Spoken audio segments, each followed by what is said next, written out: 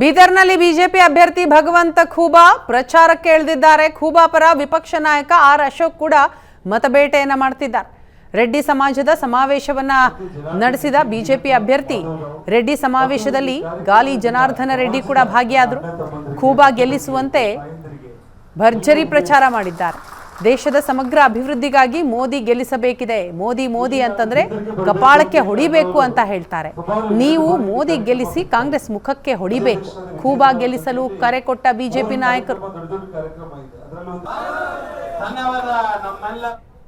ದೇಶದ ಪ್ರಧಾನಮಂತ್ರಿ ಆದ್ರೆ ಮುಸ್ಲಿಮರೆಲ್ಲರನ್ನೂ ಕೂಡ ಪಾಕಿಸ್ತಾನಕ್ಕೆ ಕಳಿಸ್ಬಿಡ್ತಾರೆ ಅಂತ ಹೇಳಿ ಅವರು 10 ವರ್ಷ ಆಯ್ತು ದೇಶದ ಪ್ರಧಾನಮಂತ್ರಿಯಾಗಿ.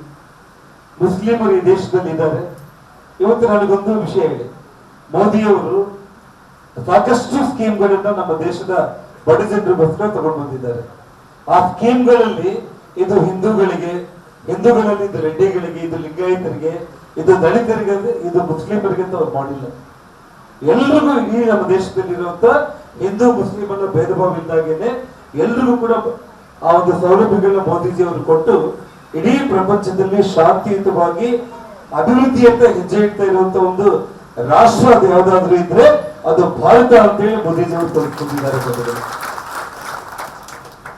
ಈ ಹಿಂದೆ ಇವತ್ತು ನಾವು ಜಮ್ಮು ಕಾಶ್ಮೀರ್ಗೆ ಹೋಗ್ಲಿಕ್ಕೆ ಗಾಬರಿ ಆಗ್ತಾ ಇತ್ತು.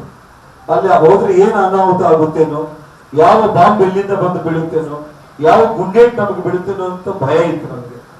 ಆದ್ರೆ ಇವತ್ತು ನಮ್ಮ ಅಭಿನವ ಸರ್ದಾರ್ ವಲ್ಲಭಾಯ್ ಪಟೇಲ್ ಅಂತ ಹೇಳಿ ನಾವು ಹೇಳುವಂತ ಸನ್ಮಾನ್ಯ ಅಮಿತ್ ಶಾ ಅವರ ನೇತೃತ್ವದಲ್ಲಿ ಮೋದಿಜಿ ಅವರ ಆಶೀರ್ವಾದದಿಂದ ಇವತ್ತು ಜಮ್ಮು ಕಾಶ್ಮೀರದಲ್ಲಿ ಈ ಹಿಂದೆ ನಮ್ಮ ಮಿಲಿಟರಿ ಯೋಧರು ಅಲ್ಲಿ ಕೆಲಸ ಮಾಡ್ತಾ ಇರುವಂತ ಸಂದರ್ಭದಲ್ಲಿ ಎಲ್ಲಿಂದ ಬಂದು ಕಲ್ಲು ಬೀಳ್ತಾ ಇತ್ತು ಗೊತ್ತಿಲ್ಲ.